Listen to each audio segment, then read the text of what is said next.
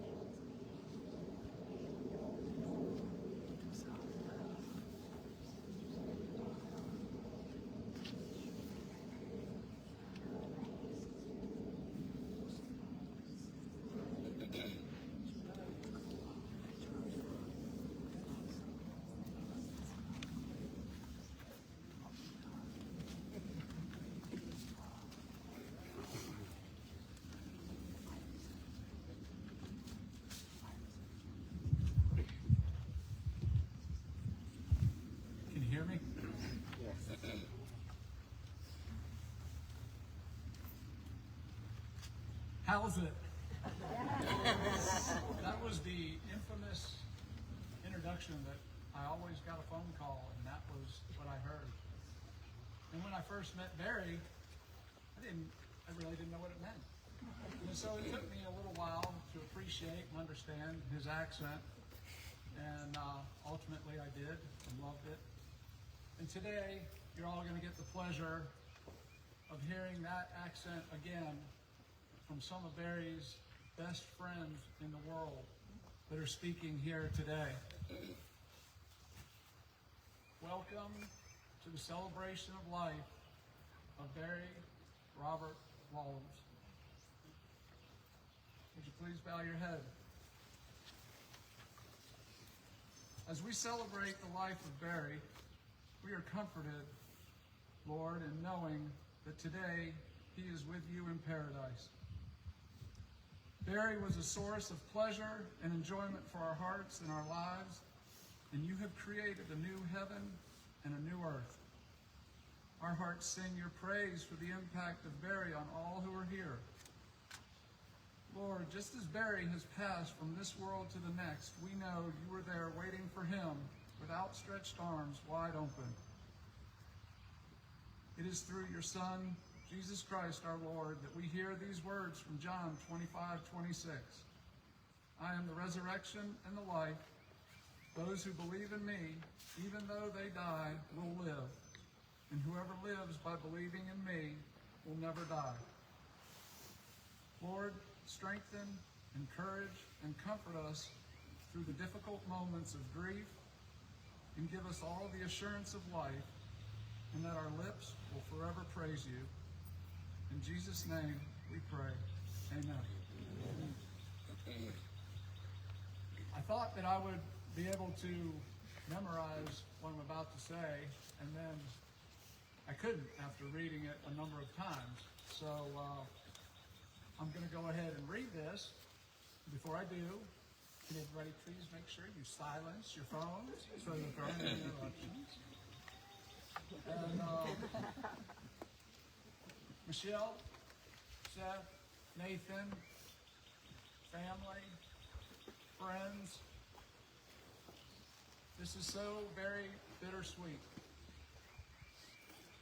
Michelle, I am honored that you asked me to be standing here to speak in front of everyone today. I thank the Lord for my friendship with Barry Wolins. What a blessing it was to spend time with Barry, joking, laughing. Those were all part of the times that we spent together. And it didn't matter if we were sharing a meal, watching a soccer game, standing at soccer practice, going to a Bible study, or chatting on the phone. Barry would always encourage me and make me laugh. He was a true friend. He was certainly a legend in the business world, and he was all that. But guess what? To most of us here, he was just an everyday guy. We all know of Barry's love of surfing, brand marketing, love of his friends, his family, and most importantly, his faith. His faith was hugely important to him, and he displayed it openly. He loved Michelle and Seth and Nathan with all of his heart because of his love for Jesus. I did different Bible studies with Barry, and they were real because he openly challenged you to dig deep into God's Word.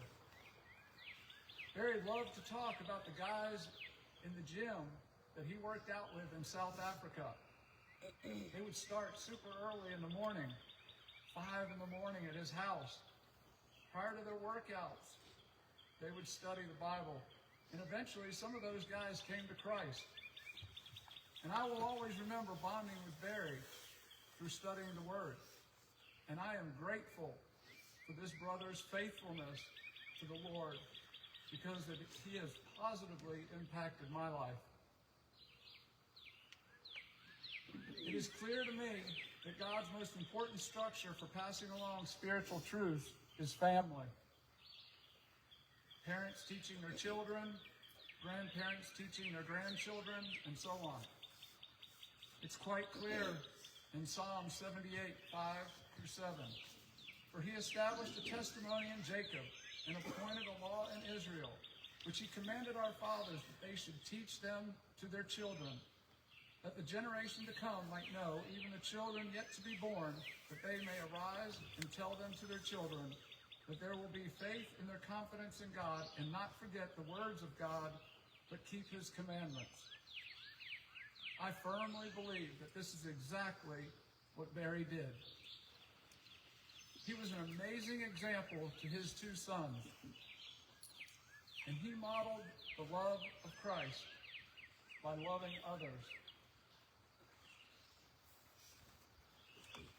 In Proverbs 6:20-23, it says, "My son, observe the commandment of your father, and do not forsake the teaching of your mother. Bind them continually on your heart. Tie them around your neck. When you walk about, they will guide you. When you sleep, they will watch over you. And when you awake, they will talk to you. For the commandment is a lamp, and the teaching is a light, and reproofs for discipline are the way of life."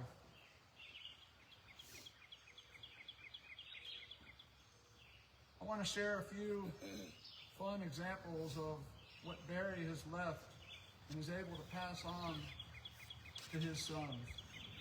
His incredible sense of humor, which we all know, and his love of others.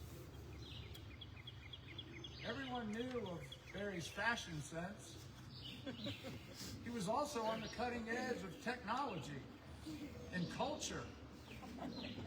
And everybody knows how tech-savvy I am. Not. Barry, on the other hand, was always up-to-date on culture and made sure that he knew who all the Christian pop music stars were. And before the Spotify age, Barry would burn CDs for me of all the great Christian music artists that he knew. And he would write personal notes on those CDs that he burned for me. And I would play them in my car, I would play them at my desk.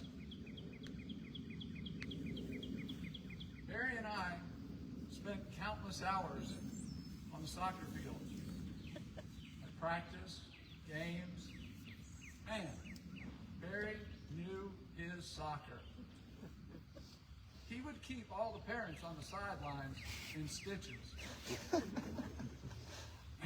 He would give us a play-by-play. Who should be doing what? Where the defense should be, where the offense should be, what the goalie should be doing. His soccer advice and wisdom were infinite. Ed, you should have had Barry as an assistant coach when you were soccer team. Well, maybe not. Because Michelle would go to all these games as well. But her intensity was rarely that of Barry's. But she would get fired up sometimes. But most of the time, Michelle would just turn and talk to some of the other moms, or turn to Barry and say, "You just gotta stop." One of Barry's favorite holidays was Halloween. I never knew anyone who looked more forward to Halloween than Barry Wolins. Barry would call me weeks in advance. "Sean, you know what we're planning to do this year?" "No." Well, about 5 years ago, I was wandering around the neighborhood with Barry on October 31st. In one of his many masks, we were laughing and laughing because of all the kids we were scaring out of bushes and trees. Who says Halloween is just for kids? On that same note, when Nathan was a junior at NRCA, I was asked to be a chaperone for the crew camp out at BWLs. They needed another parent. Who would I ask? But Barry. He was unavailable. I was like, oh, you got to be kidding me. So I asked another dad, and it turned out that he would come with me. But Barry was very much involved in this night. He insisted that I take 2 of his favorite costumes, which were a full-on gorilla suit and this most scary clown face mask ever. We really didn't have a plan for when, how, or where we were going to scare the kids. But within a short period of time, the opportunity arose. A few of the girls at the camp went out to their car to get something. In the parking lot, they went with their small group leader. This was our chance, I said to myself.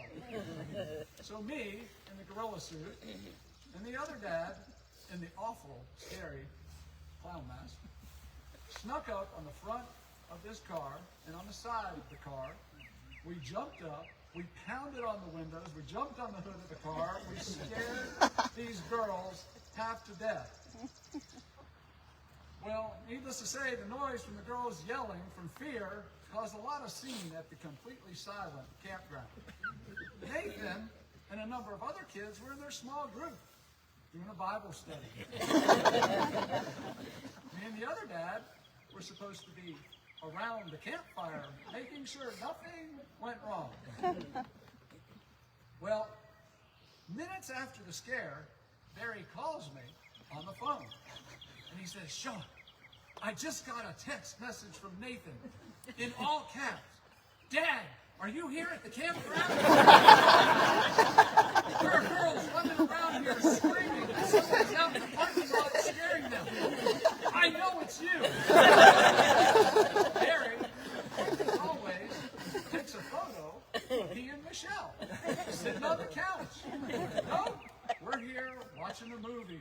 Barry and I kid you not, I laughed harder than I had laughed in my entire life that night on the phone. My gut was hurting so bad. Tears were streaming down our face. And it was all because of Barry. As you know, Barry was an avid surfer. Well, that's pretty much an understatement. He was a legend in the surfing world.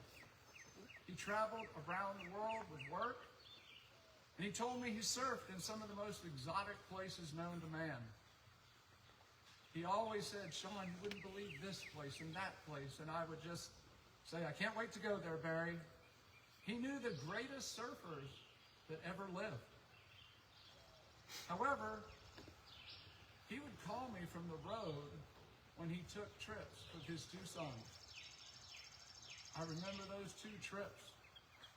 And he called me from convenience stores or on the beach and said how much fun that he was having with Seth and Nathan on those trips. Barry also left his knowledge of surfing with my youngest son. I remember when we went to the beach, and Barry spent the entire day teaching my son how to surf and me as well. I'm glad that we got to spend that time at the ocean that day. Barry taught hundreds and hundreds of people how to surf, and he did it with love and compassion. He was always so generous with his time, his talent, and giving back to others.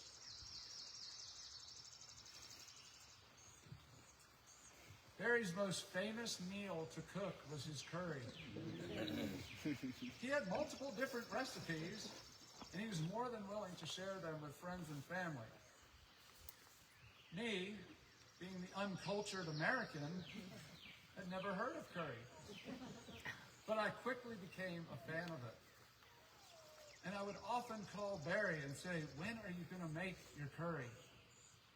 I was fortunate enough to have a number of meals with Barry over his curry, his carrot salad that was to die for, and naan bread. He would always make 2 curries. One for he and I that was spiced to as much spice as you could take, and one that he would always make for Michelle because she said it was too spicy, Barry. Yes, he loved to put the spice on his curry. 2 Sundays ago, Barry was making that famous curry for Seth and Nathan for when they arrived home from school. I know it's going to be a sweet memory of their dad for the rest of their lives every time they have that meal.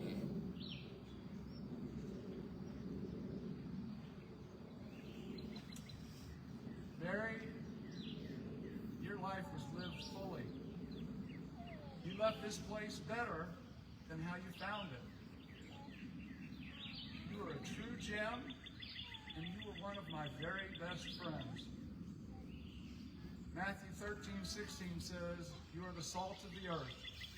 But if the salt loses its saltiness, how can it be made salty again? It may no longer be good for anything except to be thrown out and trampled underfoot. You are the light of the world. A town built on a hill cannot be hidden. Neither do people light a lamp and put it under a bowl. Instead, they put it on a stand, and it gives light to everyone in the house.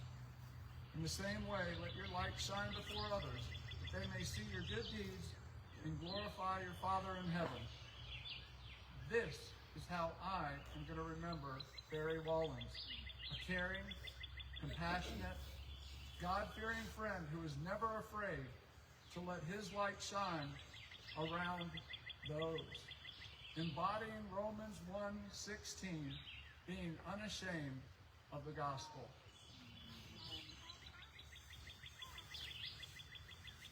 One last story about Barry.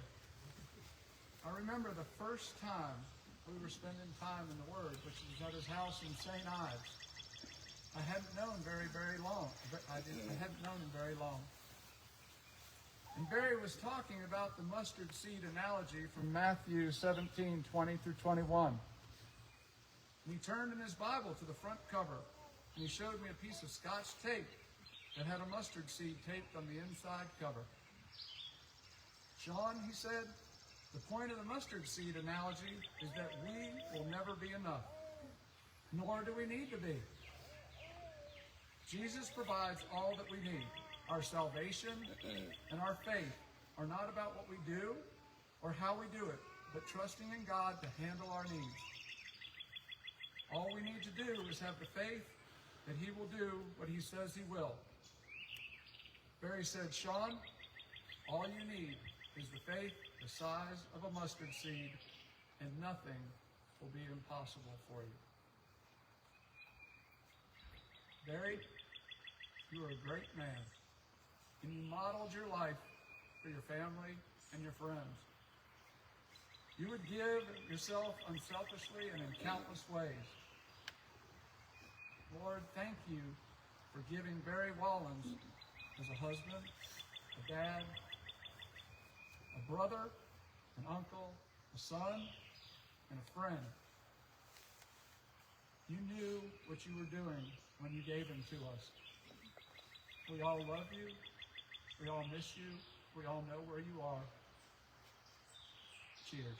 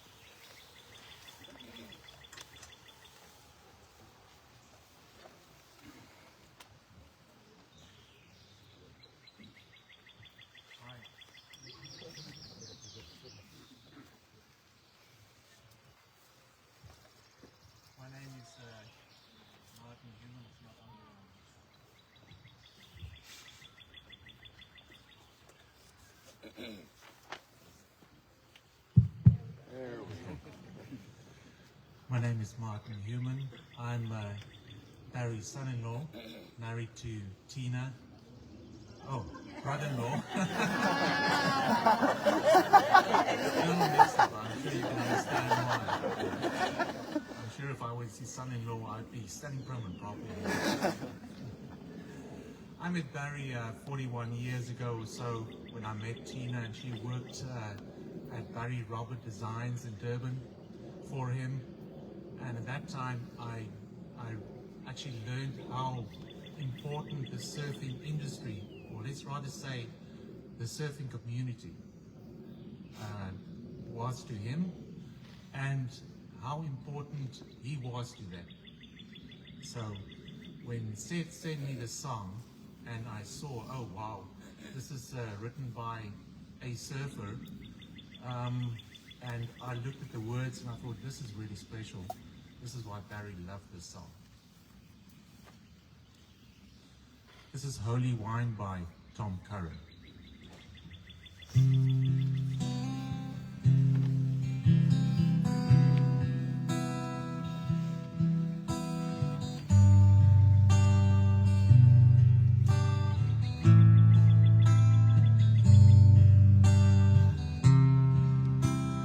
Need a shot of the holy wine.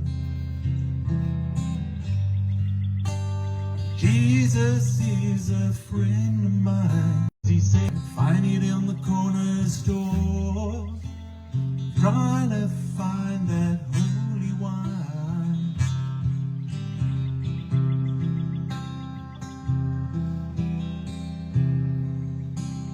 Tell me where you hide. I've been staring to the sunshine, and I wonder, is it going to rain? Or the rain will come when my day is done.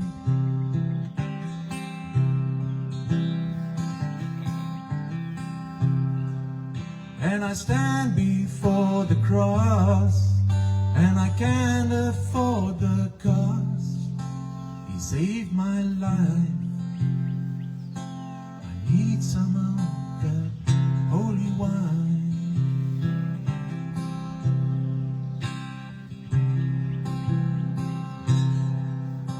It's been a long time. Had an empty feeling inside, and I want to know, is it going to come? 'Cause the day is done and my mouth is dry.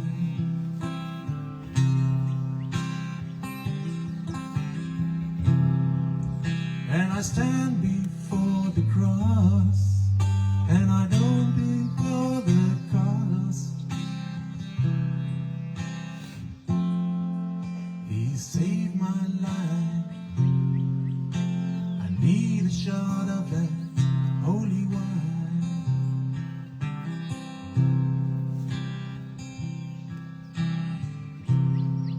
And I stood before the cross, and I did realize the cost. I'm with him now. He gave me some of that holy wine.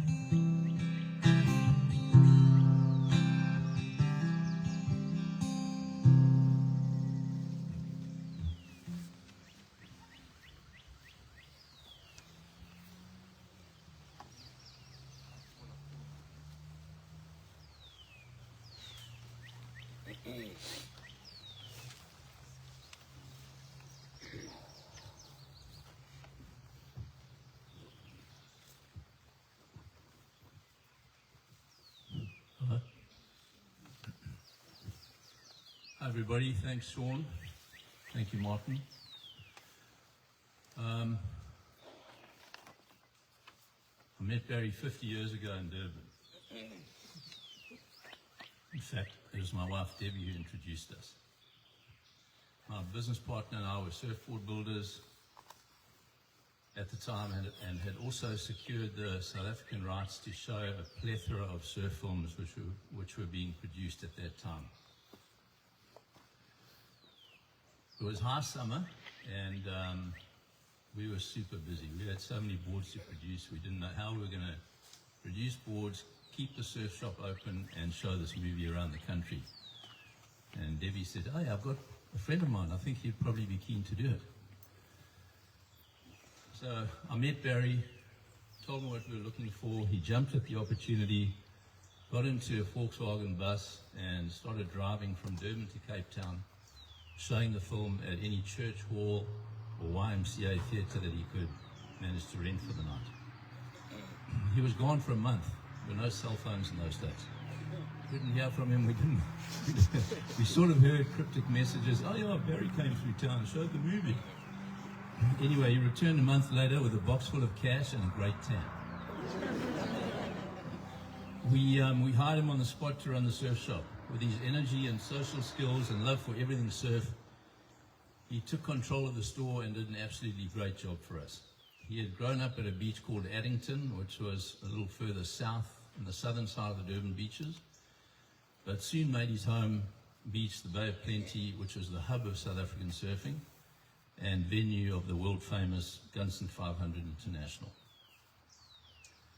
Barry's great personality and friendly demeanor landed him the position of head commentator for the event for a number of years, and he became well known in the international surf community. You can imagine Barry Wolins on a microphone with a bunch of people in front of him. It was hard to escape being sort of picked out if you were in the crowd. During this time, and through most of the 70s, most of the latter part of the 70s, what a lot of you don't know, is that Barry was the bouncer or the enforcer at Durban's most popular nightclub, or disco as we used to call it in those days, called Swingles. He wore a sheriff's badge, sheriff's star, and was known as the sheriff or as Barry Blowwave. Because in those days, as some of you older folks will know, the hairstyle was sort of blown back with a hairdryer and kind of sort of a bob at the back. And Barry had the style down to an absolute art. And at night, as a sheriff, he wore platform shoes as well.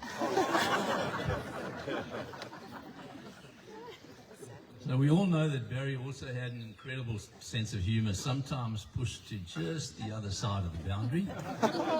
And you know, a few of us in the audience here tonight could probably write a book.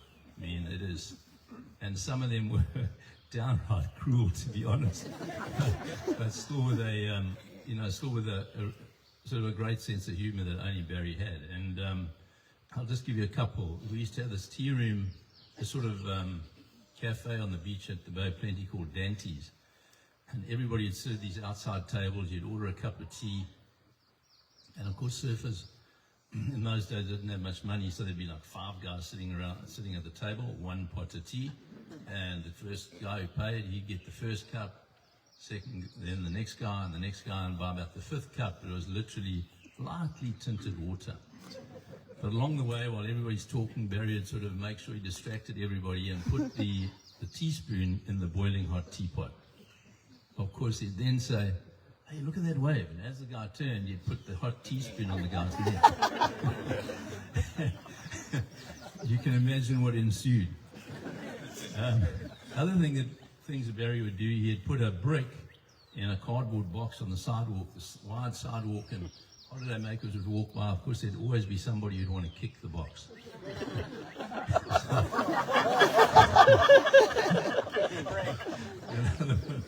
You'd tape a piece of fishing line to the bottom of a 50-cent coin, which in those days was a lot of money, leave it on the sidewalk, and then somebody would walk by, about to pick it up, you'd pull the line, and the coin would be. And the last quick story is I was on a trip with Barry to in the 80s. We used to do a lot of these sort of fashion research trip to Europe and the US. I was living in South Africa at the time, and we were competitive companies, but we all used to travel together and have a great time. And we're on a flight to San Francisco. By now I'm wiped. We've been through Europe. I'm out in the seat. And next minute I feel something burning on my forehead. I wake up and I go like this. And Barry's put toothpaste on my forehead. I now wiped it down my face. And so the stories go on. It was just relentless. But anyway, by the early 80s, Barry's good eye for product, amazing artistic talent, and instinct for the intangibles of the fledgling clothing industry led him to set out on his own. He left us at the surf shop, and he set up a factory which Tina worked at called Barry Robert Designs, and started a brand called Freshly Made to Wear. Bit of a tough name at the time, but nevertheless, he soon changed it to a brand called Bear International, which was an incredible success in South Africa, and became one of the leading brands in the country for in the casual wear market. After a few years, he sold the brand and moved to California with his young son Lee. He had a successful career with a couple of brands in California, and it was during a sort of a sabbatical period that he met the love of his life, Michelle. Soon afterwards, he proposed to her, and they headed back to South Africa, where they got married and set up home in Durban. Barry joined a really good friend of ours, Arthur Limboris, who, and together they relaunched Quiksilver brand in South Africa. This was a great success, and after a few years, they sold the company, and now together with the addition of two young sons, the Wolins family moved back to the States to Raleigh. None of us could understand why he was coming to Raleigh, with all due respect to all Raleigh locals. But we just couldn't understand. We couldn't understand why this guy who loved surfing, loved the beach, loved surf culture, was moving to off the coast, to be quite honest. But I've got to be honest, in the last few days that I've been here, I can see why. You guys live in a beautiful part of the world. I don't quite understand the road systems. You just sort of drive through the trees and neighborhoods to get anywhere, but I mean, it's very different to California. But I can understand the beautiful area. And so now Barry's retired from sort of, let's say, full-time engagement in surf culture and the surf industry. And as you heard from Sean, and the stories traveled all the way across to California, became a very active, opinionated soccer dad in Raleigh. And apart from his off-field coaching, I hope games didn't get stopped while he was on the sideline. But he was extremely proud of Seth and Nathan's prowess on the soccer field. And when I was actually at the Wolins home this morning, I see that TV is just on English Football League 24/7. But he loved the game, and he was just a great mentor for Seth and Nathan. But during this time, even though he lived in the landlocked city of Raleigh, Barry continued to play an active role in the surf industry and mentored and advised and joined the dots for so many young surfers and so many individuals who are just looking for some advice and a wise head. And not just individuals, but surf brands, surf media, and basically he was sort of this kind of spiritual, cultural advisor for the surf industry and surf culture at large. Barry oozed confidence. He had abounding energy and led from the front with honesty and integrity.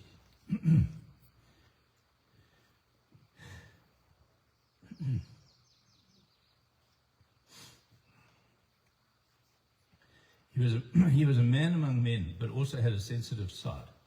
Barry was a surfer, a mentor, a true friend to so many, but most importantly, he was a father to 3 sons and an amazing husband to Michelle.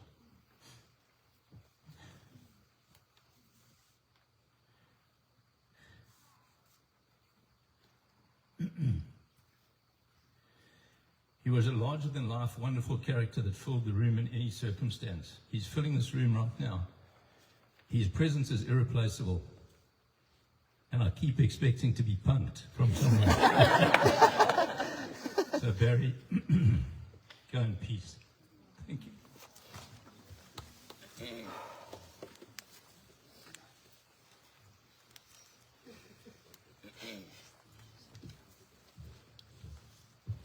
How's everyone going? I'm honored to be standing in front of all of you. Sean, you're amazing, and I don't care what Barry says about you, you're pretty awesome. So you will be happy that I said that. My name's Damien Farrenfort. Barry used to call me Mr. Duma. Duma is what my friends and family call me. It's an impossible task to sum up Barry Wolins in 5 minutes, or 10 minutes, or 20 minutes. It's more like 10 seasons or 250 episodes of Friends or something. But the man lived 10 lifetimes, and I was really fortunate to be a part of one of those. If you ever got some intimate time with Barrow, he had 3 names for the people he loved. There was Einstein, when he did something really stupid.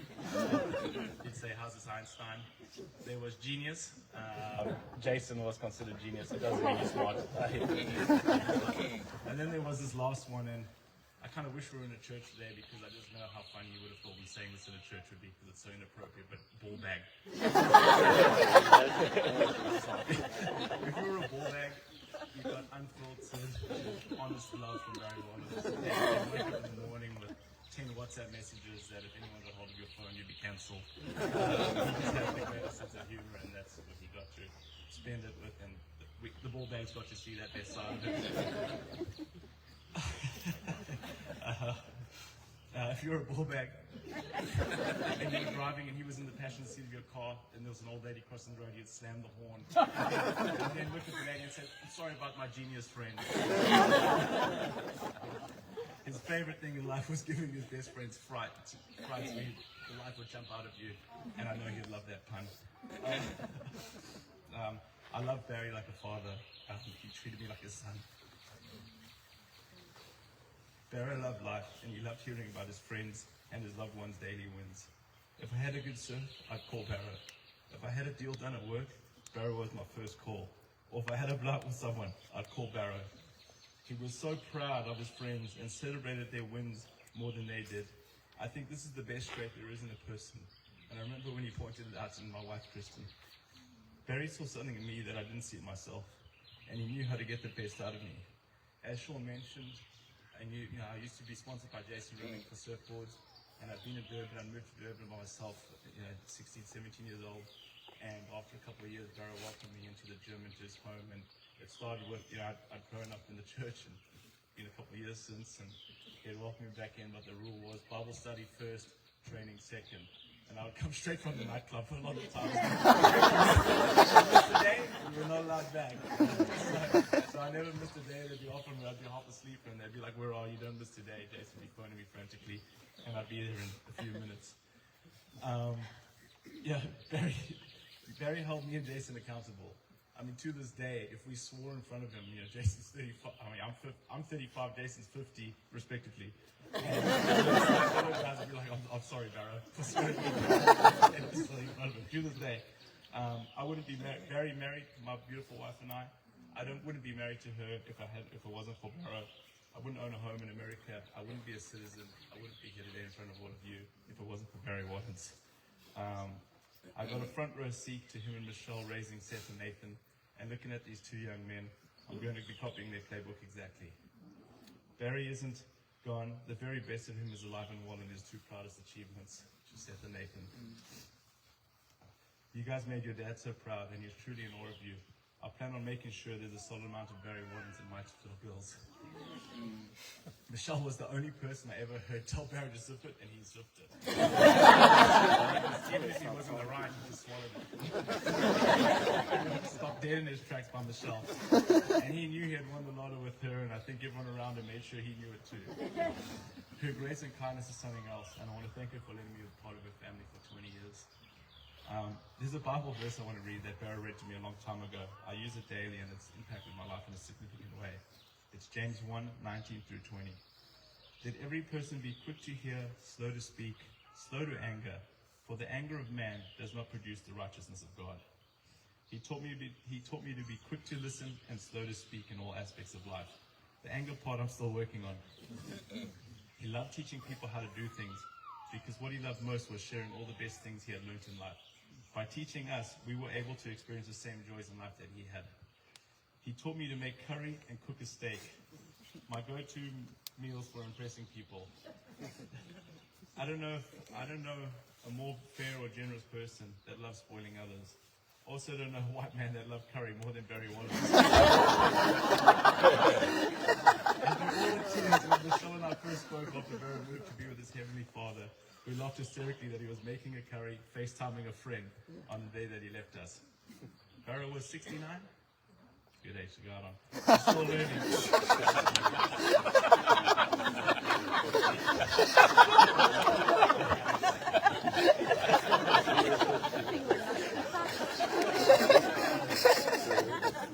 He'd ask for help.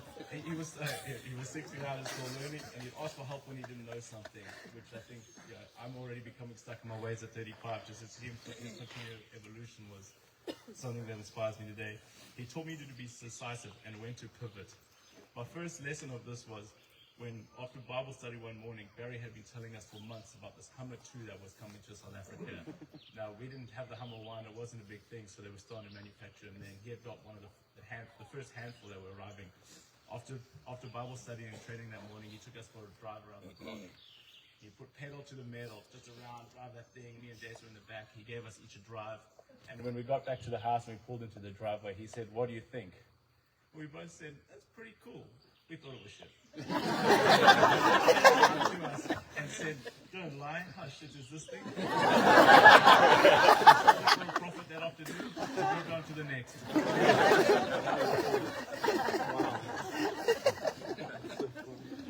He did this across all aspects of life, and he lived in a forward motion. His sacrifice to move to North Carolina was immense. As Paul mentioned, Barry was a big deal in the surf industry, in South Africa and America. To this day, he'd be visiting me in California. We'd walk into a surf shop.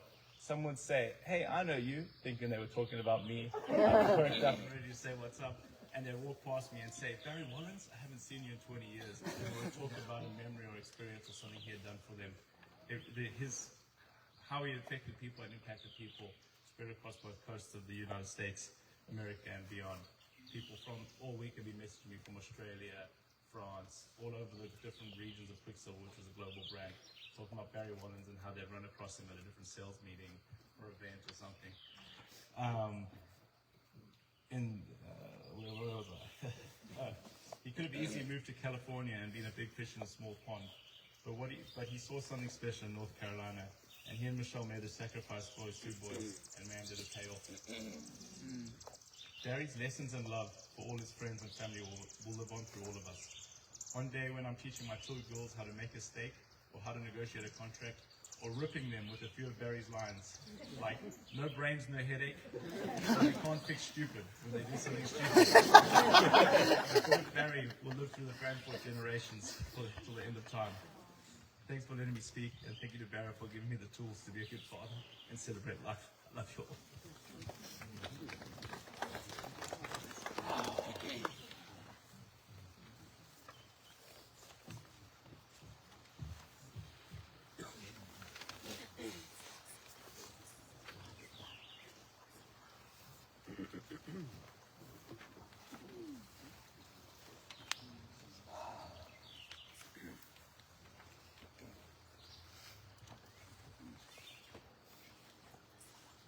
We're going to sing a worship song together, and you're welcome to stand up and stretch those legs or sit down as you wish.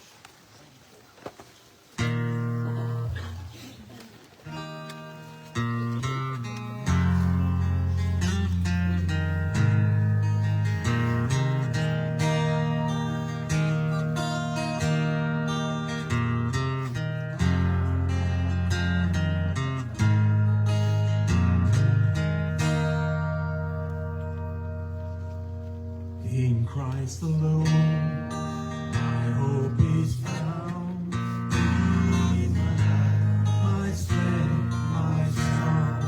His cornerstone, his solid ground. Through the fiercest cloud and storm, what heights of love, what depths of peace.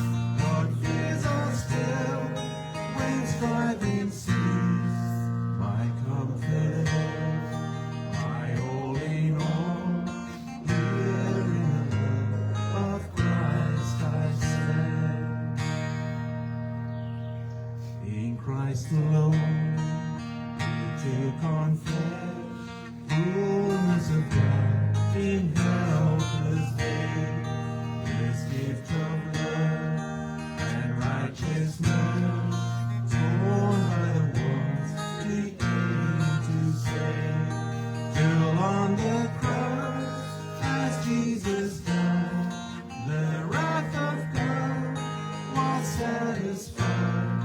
For every sin on him was laid, here in the death of Christ I live.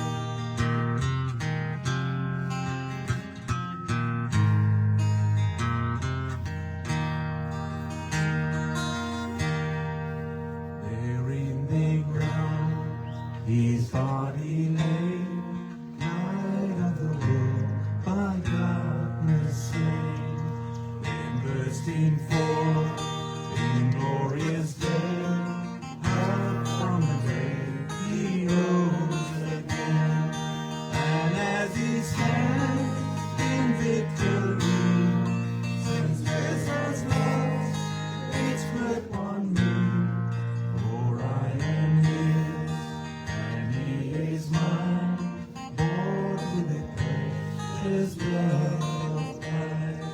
No guilt in life, no fear in death, this is the power of Christ in me. From life's first cry to final breath, Jesus commands my destiny.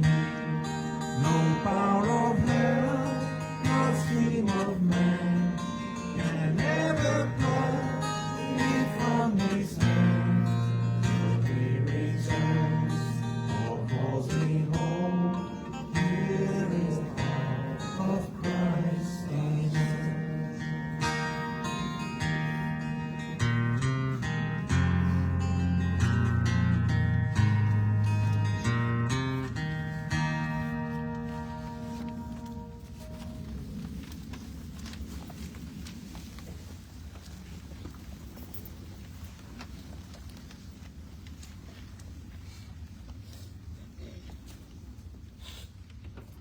Hi.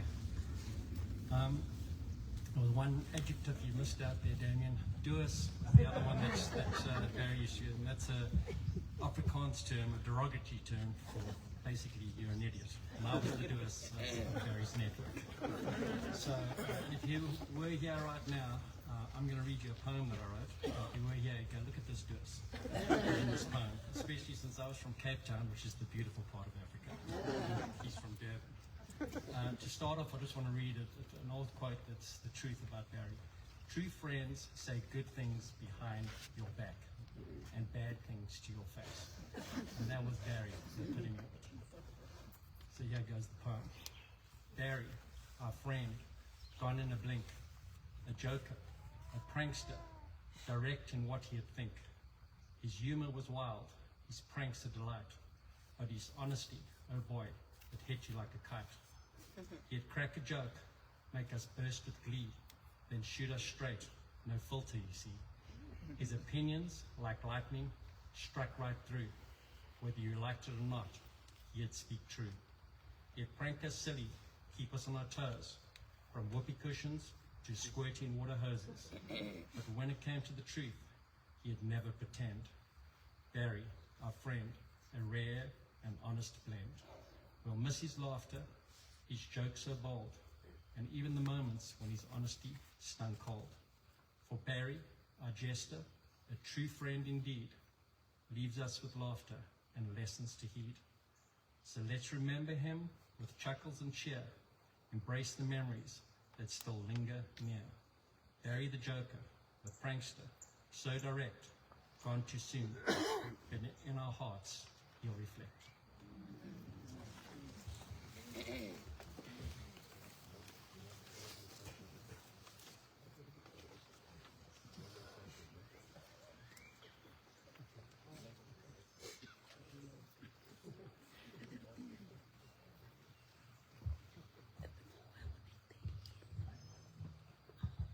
Sorry, I'm late. Sorry, this is the problem. Thanks, Michelle, for letting me speak today. And thank you, Sean, for an awesome tribute to Barry. Paul, thank you. Duma, I know Barry, Brian would be very stoked. I'm going to start today. I actually didn't know this was going to be zoomed and stuff. So two of Barry's very oldest friends just sent a little message that they asked me to read. So I'm just going to start with that. The first one is from Gavin Fariges. They've been friends forever. Anyway, this is how it starts. It says, "My brother Barrow, I can't even begin to tell you how much we love you and how much we miss you. I remember when he passed, you said that you were jealous of God because he got to spend time with your boy and you can't. Well, now you are together with Lee again.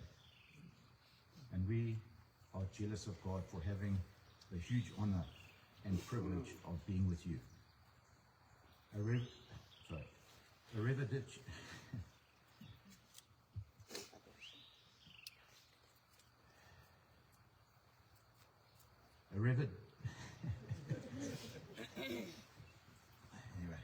cheers, Barrow. I think Gav put that in just to catch me. Sorry. Arrivederci, Barrow and Lee, until we meet again. One thing I promise you is that Mishi, Seth and Nate, you'll always be with us. And everybody who loves you will always be with them. Stay blessed up there, Barrow. The Lord will bless and protect your family forever. Love always, Gav, Joe, Anne, Kaylee and Trent." The second one is from Greg Young, and they also been friends forever. And Greg just sent this to me yesterday, and I've known Greg for a long time, but I didn't know the story. So here it goes. It says, "I met Barrow for the first time at a school rugby match when we were 14.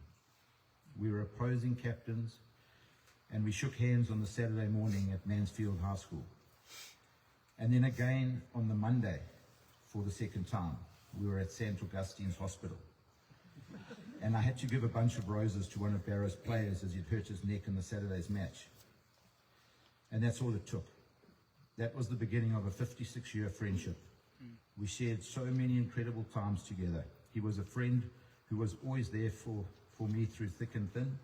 He was my best friend. He was bulgarious, funny and caring, and he showed this as a loving family man. He adored his wife and boys. Michelle, Mish and Nathan, my condolences are heartfelt. I miss him so much. I really loved you, Barrow, and will hold onto all our memories forever." Okay. I thought a little bit better than I thought there. So, I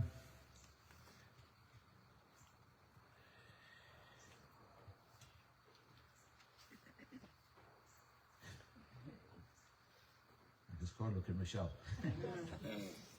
So I looked up the meaning of true friend, because, you know, when you're at school, you grow up and you have a lot of friends, and you kind of, as you get older, you kind of, your friends, your real friends, they kind of, the numbers diminish. And Barrow always told me, if you can count your true friends on your hand, you know, if you've got 5 true friends, you actually done really well. And so I looked up the meaning of true friends once I'd heard the news, and what it said it's someone who you can rely on when you need them, and Barry definitely ticked that box. It says, treats you with respect, and although he joked a lot, he really respected his friends. Makes you feel good, and has your best interests at heart. And you can feel comfortable being around him, and you trust him. And I looked at all those things and I went, geez, that's like not even tip of the iceberg. So then I looked at brother, I looked at father, and there was just lists of stuff. But to be honest, he was so much more than all of those things to me. So I started making these notes to what I was going to say, and you know, Paul mentioned his, you know, growing up in Addington, and you know, coming to the Bay, and all, you know, all those things, and what an impact he had on the surf industry in South Africa, and then what he did in America. Duma mentioned what impact he had on his life, and where Duma is today, and it's not exaggerated. It's really true, and it's real. So my story was,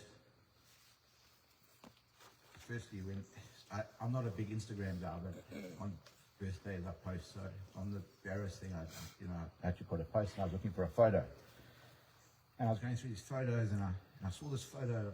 I was 12 years old, and I didn't know Barry, and he was doing a bear shoot, the brand that Paul mentioned that he started, and it was basically a brand that he came up with, and I was kind of from North Beach, which was like more life-saving than surfing. I wasn't really when I surfed the Bay, I had stones thrown at me from the pier, so I was never really a Bay guy.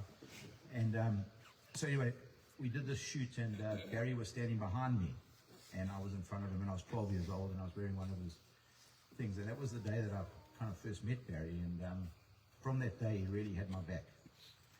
So I put a post on Instagram, and I said, thanks, Barry, for having my back from the start. And really, that was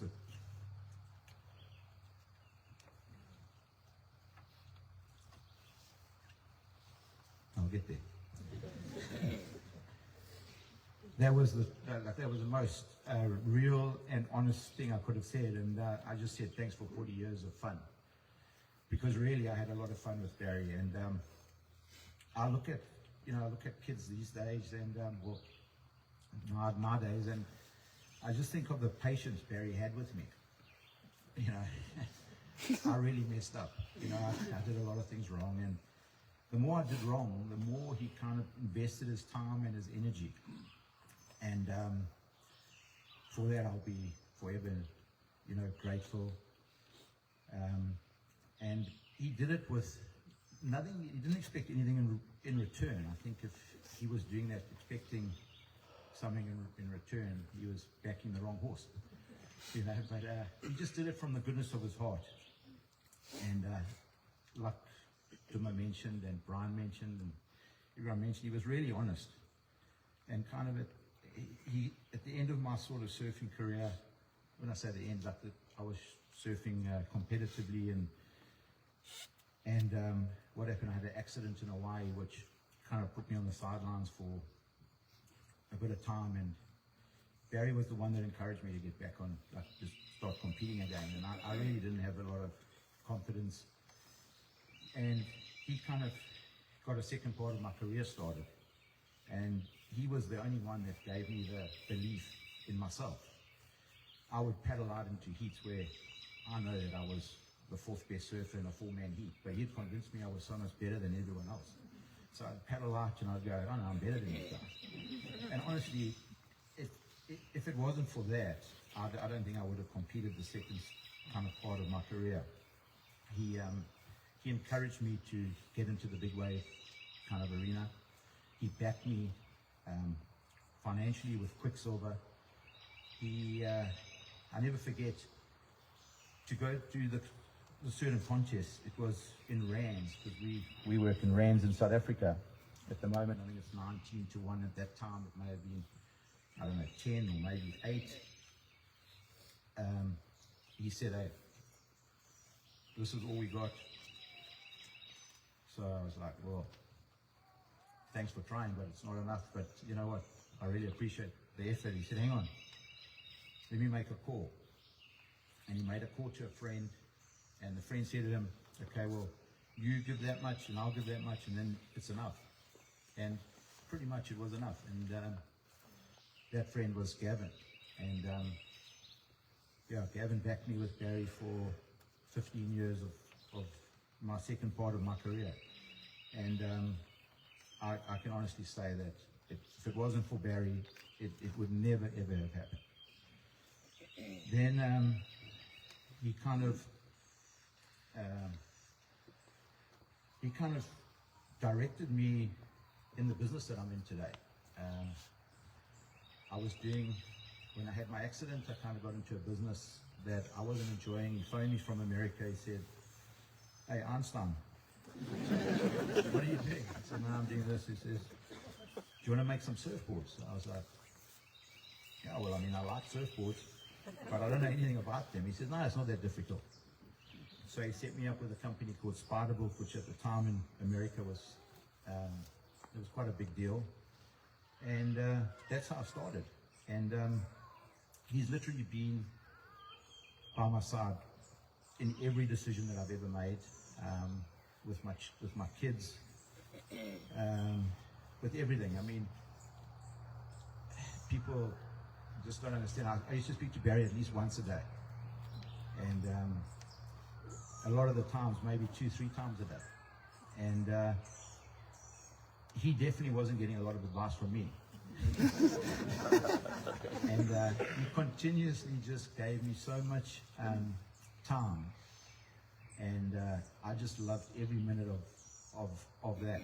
And when I found out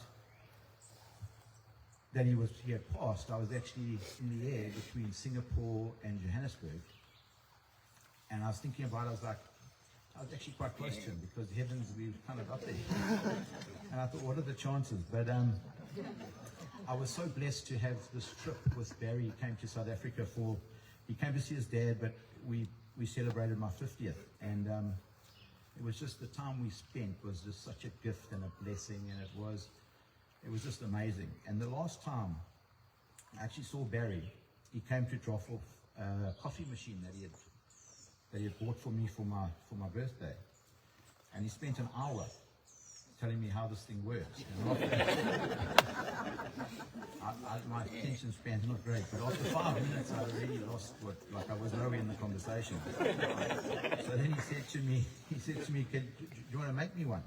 And fortunately I didn't have any beans.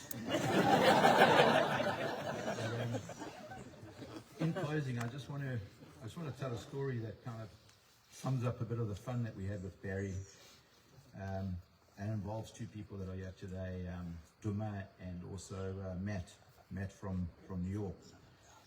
So in South Africa you get the game reserves, and it's quite a big deal to go see the animals, and it's just really beautiful. And Duma had never been to a game reserve, so Barry was like, "Why can you not be to a game reserve? Come, we're going to go to Pinda." So Matt was on holiday from New York, and Matt and I were sharing a room, and Duma and Barra were sharing a room. And Barry used to know, he was what they call a battalier member at Pinda, which means that you you're one of the main, you go there X amount of time, you get the discounts, you're a big deal. So on the first day we do this tour, Barry tells the game ranger, "You got to catch my friend, you got to catch my friend." Because Barry loved that. It was like everything for him. So Matt's from Jersey, so it wasn't difficult. And so the game ranger went, and he touched this, went round, and it was like rhino poo. Barry wouldn't say that word, he'd say shit, but it was rhino poo, and the game ranger took his one finger, and he touched it, and he lifted it up, and he tasted it with his other finger. And he said, if it's vinegary, then it's the female, and if it's not, it's the male. So, anyway, Matt thought this was quite interesting, so Barry convinced him to taste it. Unfortunately, Matt didn't see the switch of the finger. So basically, Matt ate rhino shit. Anyway, that night we were sitting we were sitting at dinner, and Barry was just loving the fact that Matt ate rhino food. So anyway, Matt says it was my idea, but I think it was his idea. He said, "How are we going to catch Barra?" So Barra always had them a wake-up call at 5 a.m. because the first drive was, I think, at 5:30. So you get them to do this wake-up call. So I said, I went to the reception. I said, "Look, room 201, we need a 2 a.m. wake up call because Barry needs to take his medication. So, I was nervous doing it because Barry doesn't like to get caught in pranks. He likes to give them, he doesn't like to take them. So anyway, after what Matt went through, I thought, no, it's a good time. And 2 a.m. comes, the phone rings, Barry gets up, he says to Duma, get up. Barry's brushing his teeth. Duma looks at his watch. Barry, it's 2 a.m. Barry says to Duma, don't talk shit. Anyway, it was 2 a.m. Barry went back to sleep. In the morning, he didn't know he'd been pranked. He just thought they made a mistake. So I thought I got away with it. Anyway, my wife, we just had a newborn, and for 3 weeks after that, Barry phoned 2 a.m. every single day. And I couldn't turn my phone off because in South Africa you got to have your phone on in case there's alarms and issues and stuff. So my phone has to be on. And after 3 weeks, my wife pleaded with him and said, "Barry, please." I wasn't even there. But yeah, guys, that was Barry. That was my everything, really.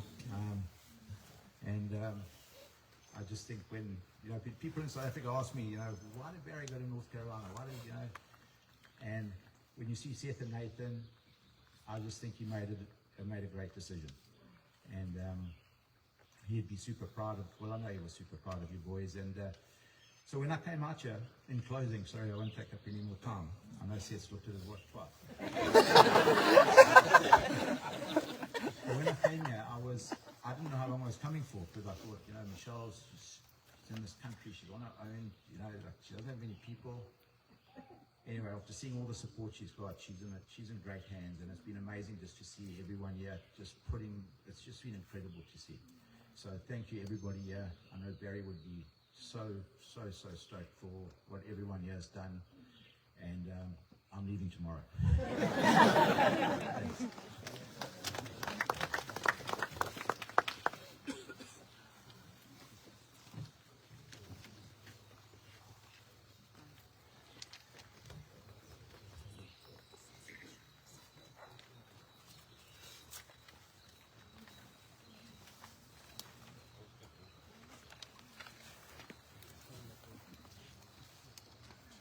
We're going to sing another worship song. It's Blessed Be Your Name. This will be a beautiful song by Matt Redman.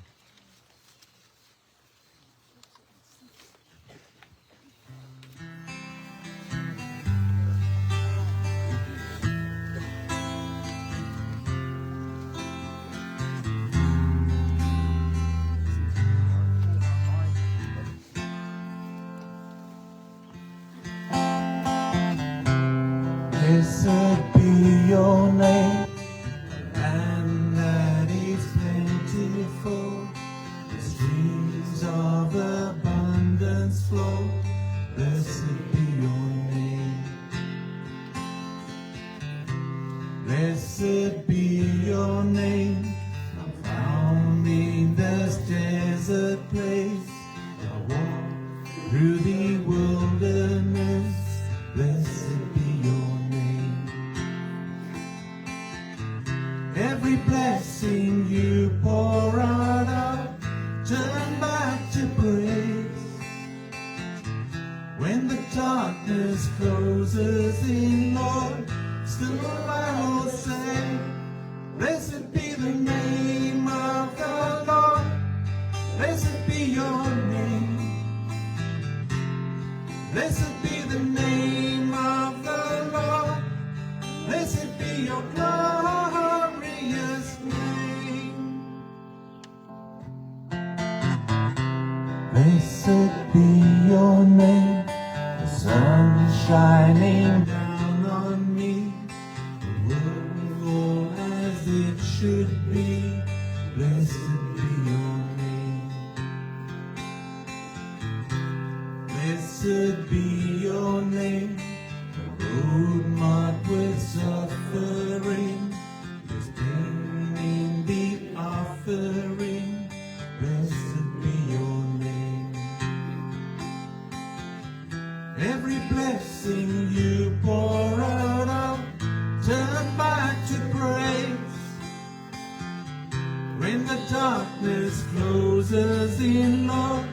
Still I will say, blessed be the name of the Lord. Blessed be your name. Blessed be the name of the Lord. Blessed be your glorious name. Give and take away. Give and take away. I will choose to say, blessed be your name. Give and take away. Give and take away. My heart will choose to say, blessed be the name of the Lord, of the Lord, of the Lord, of the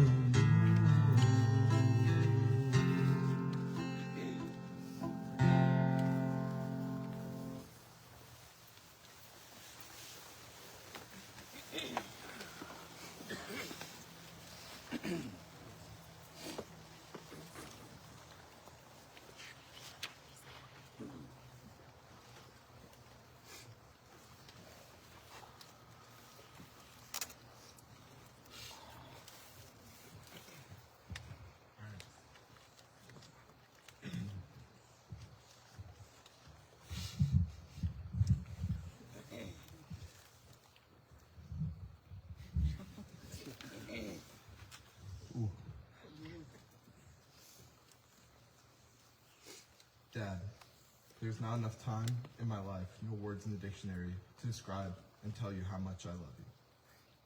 You are my rock. You are who I turn to when I need advice for a job application. You are who I turn to when I need a shoulder to cry on. You are who I turn to when I need a good laugh. Every day, every minute, and every moment while you were on this planet, you show what it was like to love like Christ. Whether it was standing on the streets of South Africa, giving away money and holding a sign saying, no job, no car, no house, a wife and 2 kids, but blessed. Or leading a Bible study in Durban, or helping lead countless of friends to Christ. Know how much you help people here, Dad. If I can only be a fraction of the man, husband, disciple, or father when I'm older, I'll be proficient in who I am. I see you in the sunsets and sunrise. I see you in the red cardinals outside. I see you in the plastic snakes that you left to scare Seth, Mom, and I. You always have to have the last laugh.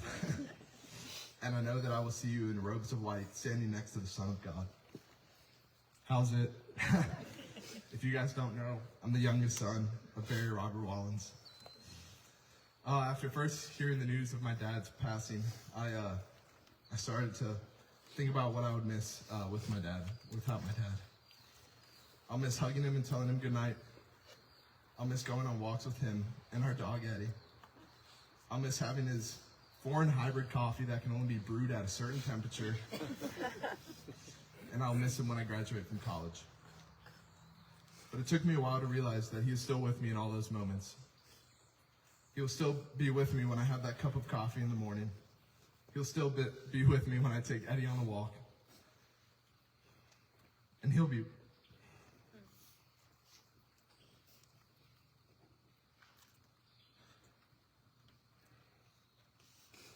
walking step by step with me when I graduate from college.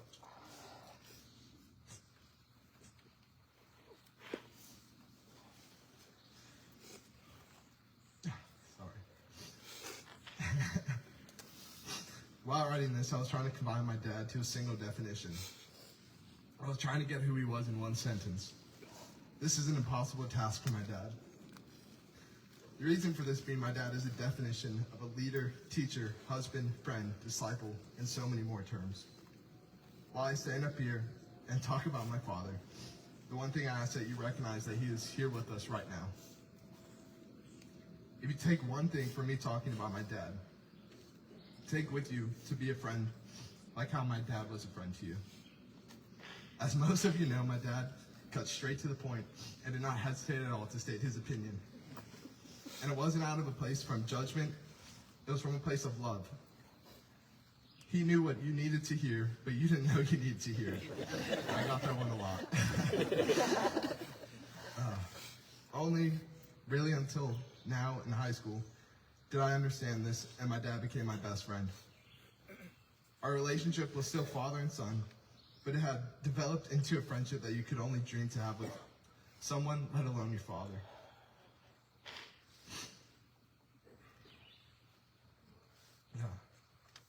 At school, college, I would call my mom and dad every day, sometimes twice a day. Not because I felt obligated to call them, but because I genuinely liked talking to them. I'll talk to my dad about the soccer games on TV, Formula One, didn't know a lot about that one, or the WSL competitions and other things that you talk to your friends about. My dad truly was my best friend. My dad made every day for me a celebration, whether it was celebrating me scoring a goal in soccer, or celebrating me graduating from high school, or celebrating me catching a crap 2-foot wave, but to me felt like I was Jason sending a big wave surf out there. I know that my dad was proud of me. But today's not a day to celebrate me. It is a day to celebrate the life of my dad. Celebrate that each one of us have memories and stories that we can tell for hours on hours. I know that my dad was being celebrated as he was walking on the golden road into the gates of heaven with angels around him playing and blaring their trumpets for his arrival. It was probably asking them to turn down the volume a little bit. Let us join those angels in those celebrations. Let us dance, sing, and be proud of who my dad was. If you know my dad, then you would know that he would probably hate and make fun of us for being silent and crying. Be loud as my dad was loud. Be strong as my dad was strong. Be a friend like my dad was a friend to so many. Try to be as funny as you'll probably never be as funny as my dad. I want to share a few verses with you that a dear friend sent to me. John 14, 1-3.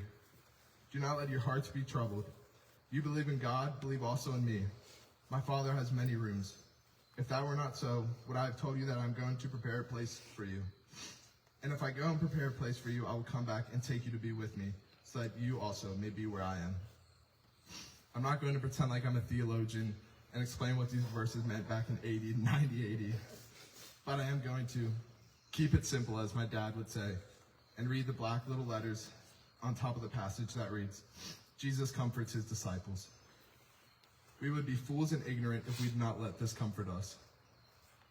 While it is harder said than done, we have to have faith and trust in the Lord, our Heavenly Father, and know that we will see Seth and I's dad, your friend, and my mom's husband, Barry Robert Wolins, in heaven again. It is the only way anyone can have hope and get through a time like this. Thank you. Legends never die.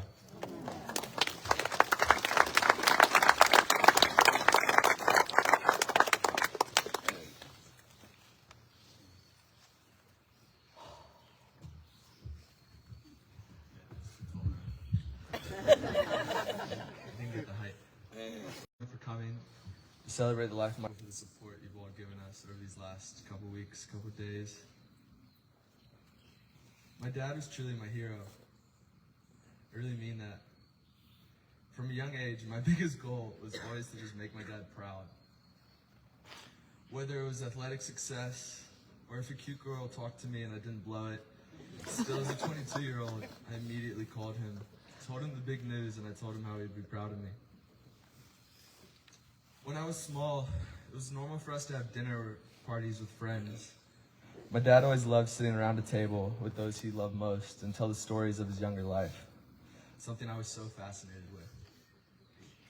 The stories were always a peek into the legendary life he lived before Nathan and I were born. He had a way to captivate people through his ability to unapologetically be himself with his larger-than-life personality and his ability to wear his heart on his sleeve every day. He truly is the best storyteller I have ever met. And if you would humor me, I'm going to tell a story that I think shows a small insight into why my dad was such a legend. In 2019, Barry had planned and booked a trip back to South Africa to take care of some business. He happened to be going several weeks after I was going to graduate high school, and as he would say, I had an idea. Most of the ideas I had weren't always this brilliant, but the plan was for me to join him on his journey, and I tried to sell it as, Dad, this could be a graduation present. Time for us to bond, the boys' trip, the perfect goodbye before I went to college. I tried every excuse in the book. And as you could all probably guess, he was not buying any of it. And I eventually bothered him to the point that he told me, if you buy your own ticket, you can come. And I really wanted to go on this trip with my dad. So to his surprise, that's exactly what I did. I took all the grad money all of you gave me, thank you. And I said, okay, let's go. And of course, he didn't make me pay for the tickets. He just made me pay for one. And it was truly the greatest trip I've ever taken in my life.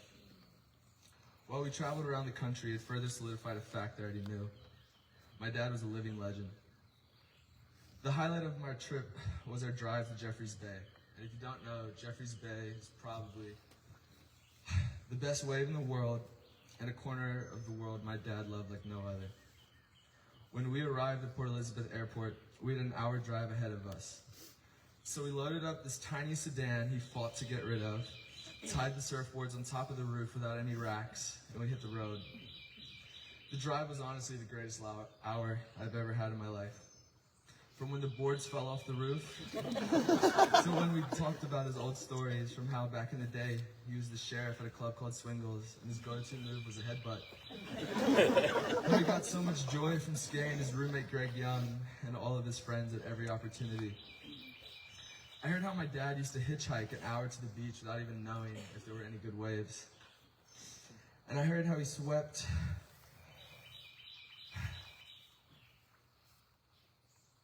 and he told me how he fell so deeply in love with my angel of a mother. He swept her off his feet with his thick mustache and his exciting accent.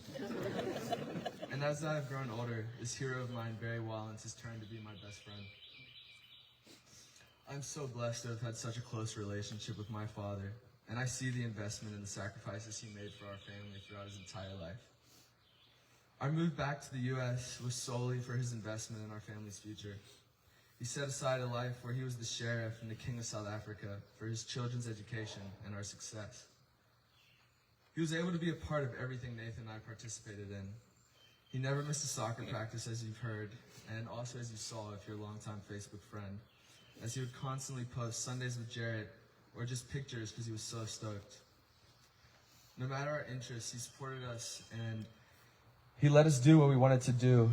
And as tough as it was, he was my mom and our family's rock through thick and thin. My dad was so proud to take any and every opportunity to brag about Nathan and I's accomplishments in front of friends to the point of embarrassment. But it leaves us with no question to how much he loved us. The love my father poured into Nathan, Mom, and I in the 20 years we had with him is more than most people get with somebody in a lifetime. He has shown us the path. Oh, I lost it.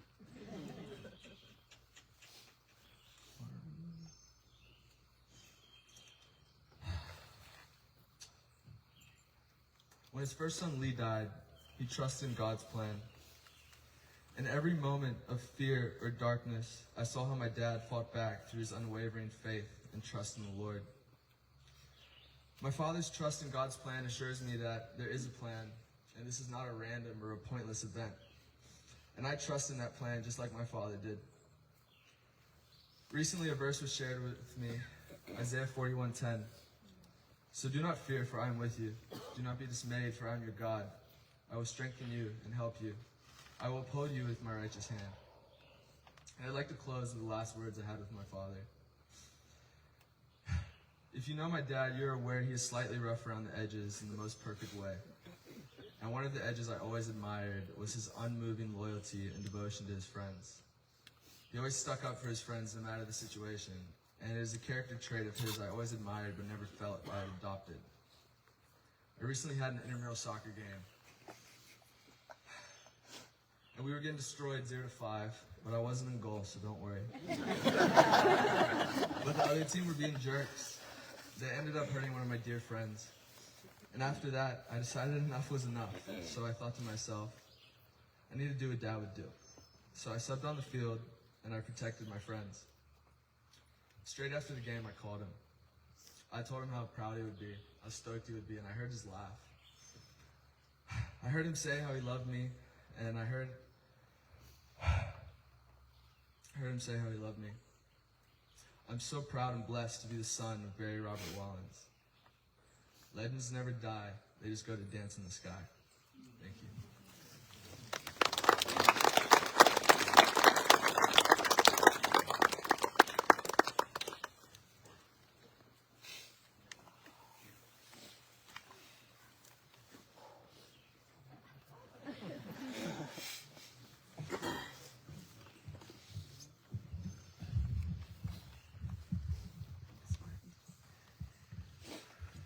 Yeah, I think so. That's good. Thanks.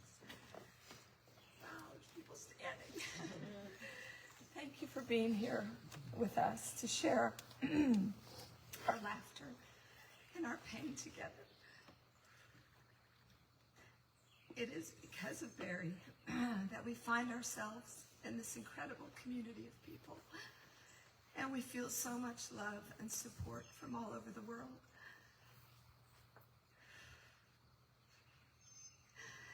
As we have walked through these awful days of tragedy, we have tangibly experienced the incredible hands that Barry has left us in. Most of you here today might not have known that he was such a legend in the surfing industry, but I think you might agree he was indeed a legendary friend. Your personal great memory of Barry might be because he gave you a scary fright that you've never forgotten, or maybe because he made you laugh really hard over something totally inappropriate. But most likely it's because you experienced his kind and caring nature underneath that big, brave bark. I wasn't planning to talk today, but how could I not? I've had the privilege of a different perspective on Barry's life. I've had the privilege of sitting in the passenger seat for a good portion of it. I met Barry in Southern California. We were engaged a week after our first date on May 3rd, 1996. We were married 1 year later on May 3rd, 1997, and we just celebrated our 26th anniversary 2 short weeks ago. Barry was a legendary husband. Over the years, many people have joked with me, asking, how do you put up with Barry? He always played the bad cop, and I always got to be the good one. But the truth is, it was Barry that extended so much grace toward me. He was deeply loving, hysterically funny, and very romantic husband. Together we were a perfect balance. Barry has been a legendary father that committed his life to his boys. He made choices that were better for our family than they were for himself. Seth and Nate, you are the very best examples of the amazing man your dad is. Barry's faith became the cornerstone of who he was, and it was our firm foundation. I remember once he told me, Michelle, I will never become a happy clapper Christian. But in his own way, in God's perfect time, he dedicated his life to Jesus. When sharing his faith, Barry's explanation was easy. Just keep it simple. Sometimes it's impossible to feel the Lord's presence in a time like this. But I wanted to share with you just one of the many examples the Lord has comforted us with this past week. And he's reminded us that his timing is perfect. My prayer is that this story would encourage you as you trust in God's perfect timing for your lives. Barry and I had recently returned from a wonderful trip together in South Africa. I had given Barry my watch before we left, and he put it in a safe place while we traveled. Last week, while I was trying to find my footing under our tragic loss, I went to get my watch out of Barry's watch box, and there in between the watches, I found a small piece of paper that was folded up in the corner. It was titled, My Barry. It was a letter that I had forgotten that I wrote to Barry, dated May 6th, 1996, 27 years and 1 day short of the exact day he was called to his heavenly home. This is the letter that he kept all those years, and it gives me comfort to know that this was the moment that this letter was written for. My darling husband-to-be, I have to say goodbye to you now, but I lean on every minute until I'm in your arms again. You are so deep in my heart and soul, I will feel near to you through this distance. You've made my grandest fantasies become realities. We will have a wonderful life together forever. I'll miss you, darling.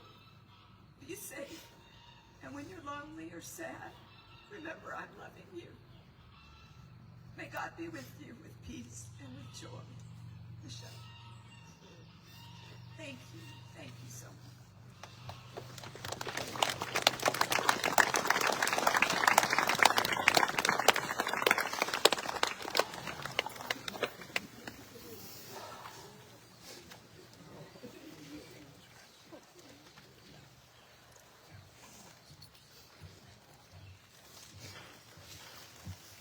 You just give us a minute to set up. We're going to do a song together.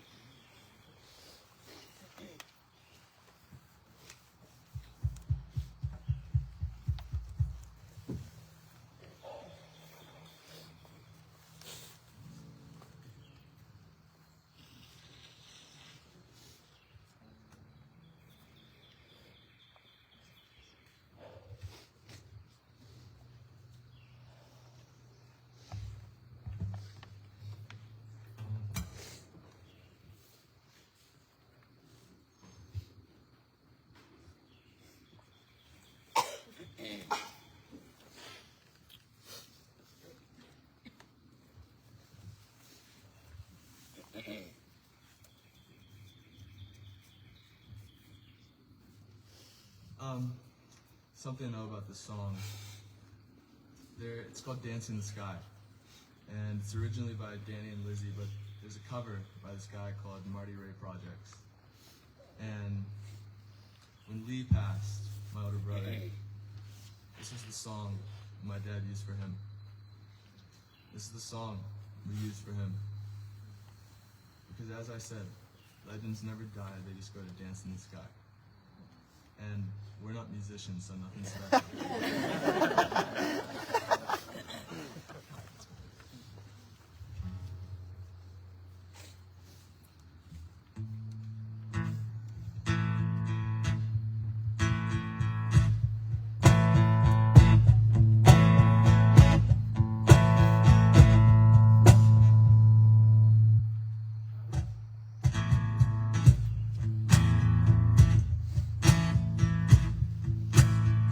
So tell me what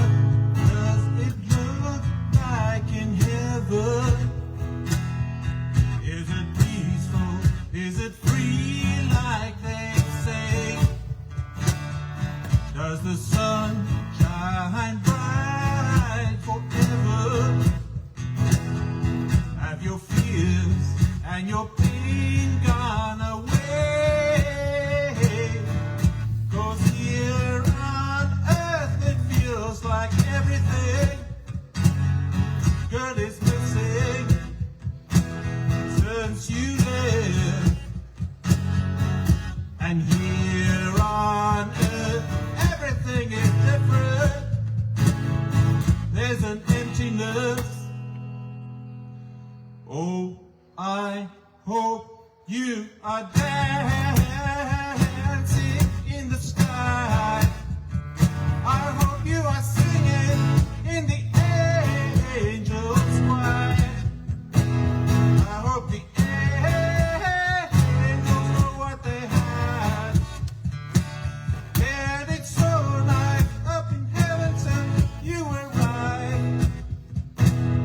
Tell me, what do you do up in heaven? Are your days full with love and light? Is there music? Is there art and adventure? Tell me, are you happy? Are you more alive? 'Cause here on earth it feels like everything good is missing since you live. And here on earth everything is different. There's an emptiness. Oh, I hope you are dancing in the sky. I hope you are singing in the angels' choir. I hope the angels know what they had. Yeah, I bet it's so nice up in heaven since you were right. I hope you both surfing in the sky. I hope you're singing in the angels' choir. I hope the angels know what they had. Yeah, I bet it's so nice up in heaven together. Since you were right. Since you were right.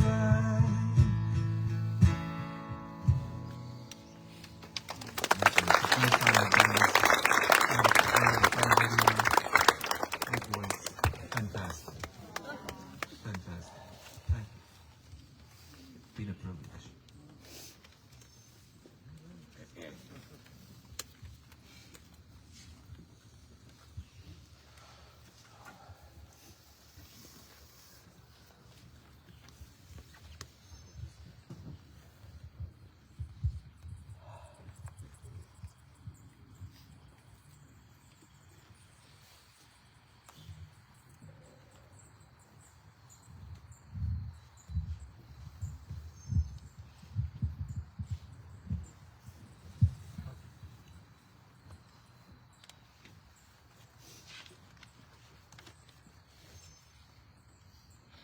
Martin, Paul, Duma, Brian, Jason,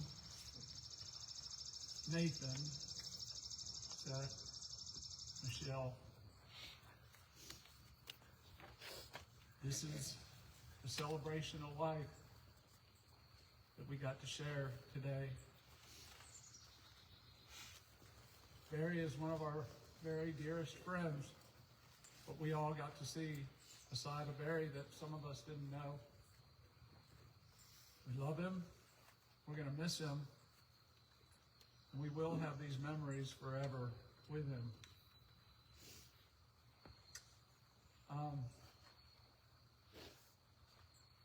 I guess how I ended it before, that this is how we'll remember Barry, a caring, compassionate, God-fearing friend who is never afraid to let his light shine around him, embodying Romans 1:16, being unashamed of the gospel.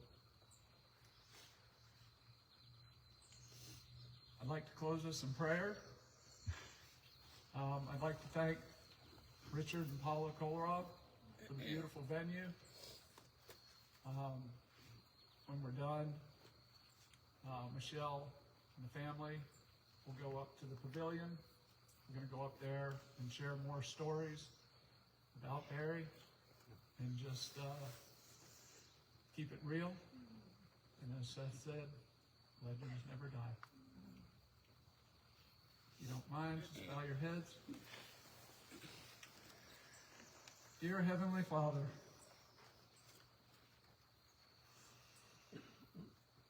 you are the author and finisher of our faith. Give us strength, wisdom, and thanksgiving. Thank you for the laughter and the wonderful time that we all shared with Barry. As we leave this place, let us each put our trust in you. May the Lord bless you and keep you. May the Lord make his face shine upon you and be gracious unto the Lord, turn his face towards you and give you peace.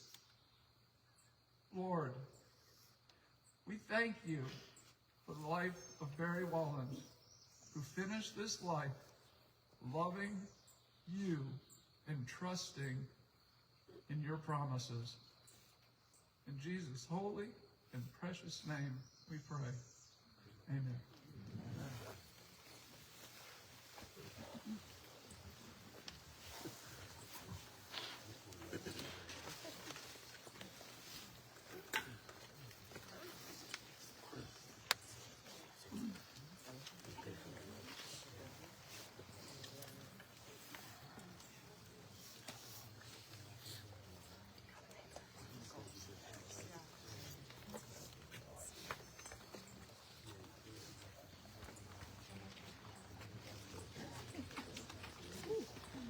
Hello.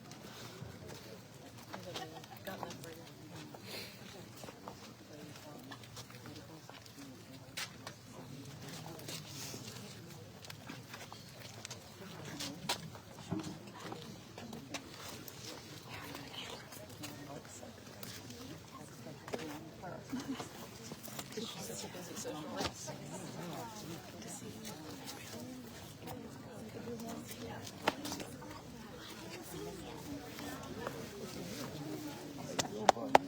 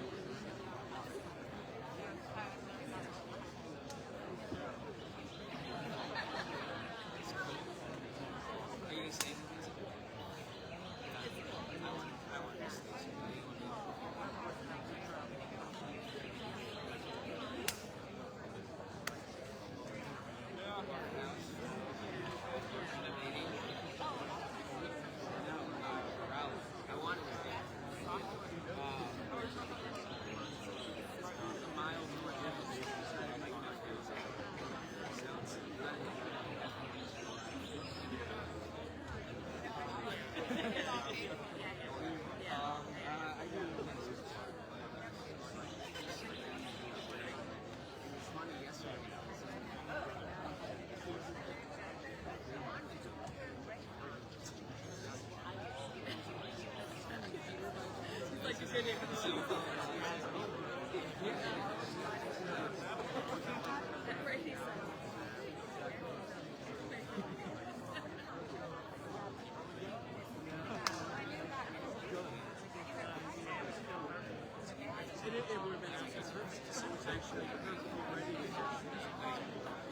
can see that. So was it 2020?